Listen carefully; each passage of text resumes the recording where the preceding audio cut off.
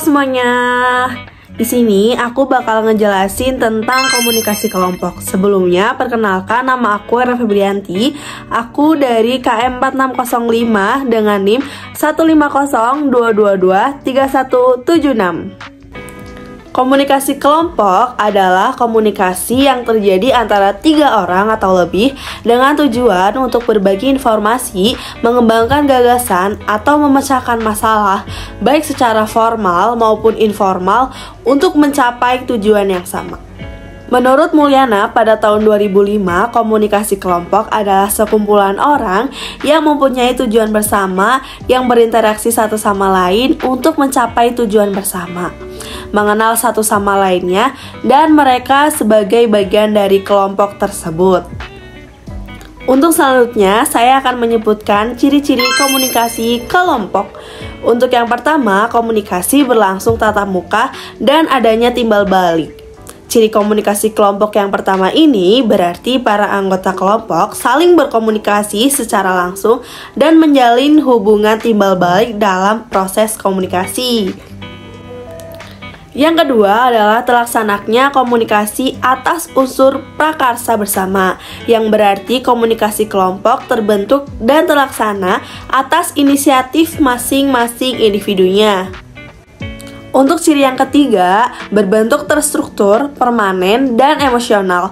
Ciri komunikasi kelompok ini menunjukkan bahwa proses komunikasi berbentuk terstruktur sesuai peran tiap anggotanya, permanen atau berlangsung terus-menerus dalam jangka waktu lama, serta melibatkan emosi yang berarti senang, sedih, kecewa, dan marah saat berkomunikasi.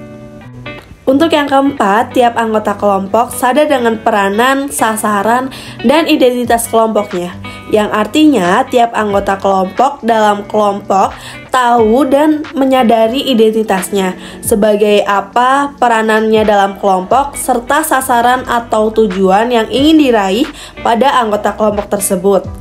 Selanjutnya ada fungsi komunikasi kelompok. Untuk fungsi yang pertama adalah menguatkan hubungan sosial antar anggota kelompok melalui kegiatan bersama seperti liburan, kegiatan santai, dan aktivitas sosial. Dan untuk fungsi yang kedua adalah saling bertukar informasi atau pengetahuan. Komunikasi kelompok berfungsi sebagai sarana pertukaran informasi dan pengetahuan antara anggotanya. Dan untuk fungsi yang ketiga adalah problem solving. Fungsi komunikasi kelompok ini meliputi upaya pemecahan atau penyelesaian masalah guna menghindari konflik yang lebih besar. Untuk selanjutnya adalah manfaat komunikasi kelompok. Untuk manfaat yang pertama adalah saling bertukarnya informasi. Dan untuk yang kedua adalah menambah pengetahuan. Dan untuk yang ketiga adalah meningkatkan kesadaran kelompok. Dan untuk yang terakhir adalah mengembangkan kesehatan mental. Ini adalah contoh dari komunikasi kelompok.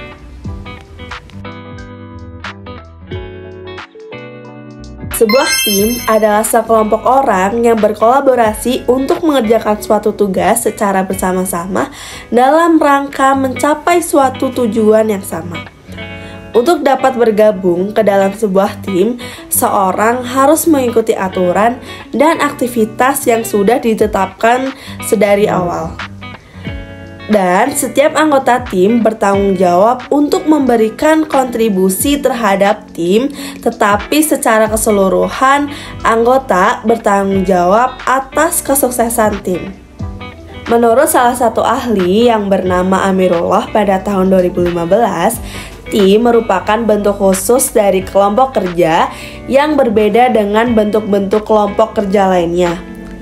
Tim beranggotakan orang-orang profesional yang dikoordinasikan untuk bekerja sama dalam menangani suatu tugas atau pekerjaan tertentu. Dengan kata lain, tim adalah sekelompok orang dengan berbagai latar belakang keahlian yang menjalin kerjasama untuk mencapai tujuan bersama. Menurut Amirullah pada tahun 2015 menjelaskan bahwa ciri-ciri sebuah tim adalah sebagai berikut ini. Untuk yang pertama adalah sebuah anggota tim mempunyai ciri dan identitas yang sama. Dan untuk ciri yang kedua adalah setiap anggota tim mengetahui misi, tujuan, dan sasaran yang ingin dicapainya. Dan untuk yang ketiga adalah setiap anggota tim di bawah seorang pimpinan yang sama. Dan untuk yang keempat adalah setiap anggota tim merasakan dampak keberhasilan dan kegagalan. Dan untuk yang kelima adalah setiap anggota tim saling bekerja sama dan berkolaborasi dalam melaksanakan tugas.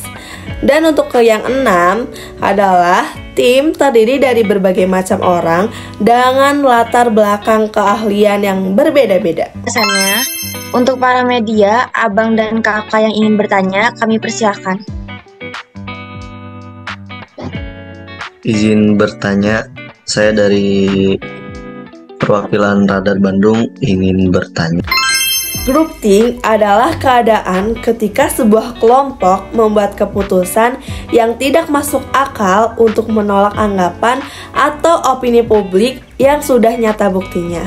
Dan memiliki nilai moral, keputusan kelompok ini datang dari beberapa individu berpengaruh dalam kelompok yang irasional, tapi berhasil mempengaruhi kelompok menjadi keputusan kelompok. Groupthink mempengaruhi kelompok dengan melakukan aksi-aksi yang tidak masuk akal dan tidak mempedulikan pendapat-pendapat yang bertentangan di luar kelompok. Biasanya hal ini kelompok yang anggota-anggotanya memiliki latar belakang yang sama. Terasing, tidak menyatu, terisolasi dari pendapat-pendapat luar dan tidak ada aturan yang jelas tentang proses pengambilan keputusan. Groupthink tidak bisa dilihat dari satu sisi saja. Kamu juga harus melihat sisi lain yang mungkin masih memberikan hal positif. Berikut ini aku akan menjelaskan pro dan kontra dari groupthink. Untuk yang pro dulu adalah peningkatkan kekompakan, tidak terlalu banyak perdebatan, meminimalkan stres, pengembalian keputusan lebih cepat, dan untuk yang kontra adalah menurunkan kualitas dari keputusan menjadi salah, merenggangkan hubungan dalam kelompok. Groupthink memang bisa menyebabkan masalah, tapi bukan berarti tidak bisa dicegah. Untuk menghindari kesalahan dalam pengambilan keputusan, bisa mengikuti cara berikut ini. Untuk yang pertama adalah pemimpin tidak boleh mengungkapkan idenya terlebih dahulu. Ini dilakukan untuk menghindari rasa tidak enak dari anggota lain. Dan untuk yang kedua, mempersilahkan semua anggota mengungkapkan isi pikiran atau ide mereka. Dan untuk yang ketiga adalah melakukan diskusi terkait berbagai ide yang sudah diutarakan. Dan untuk yang keempat, pemimpin mendorong semua anggota melakukan analisis dan memberikan kritik yang membangun. Dan untuk yang kelima adalah sebelum keputusan itu diambil, masih ada kesempatan berakhir untuk berdiskusi dan mengungkapkan keraguan.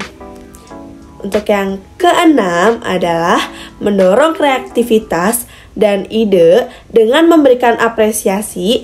Ini akan membuat seluruh anggota tidak takut untuk mengungkapkan pendapat. Sekian dari saya, mohon maaf apabila ada kesalahan. Semoga materi tentang komunikasi kelompok ini bermanfaat buat kalian. Wassalamualaikum warahmatullahi wabarakatuh. See you.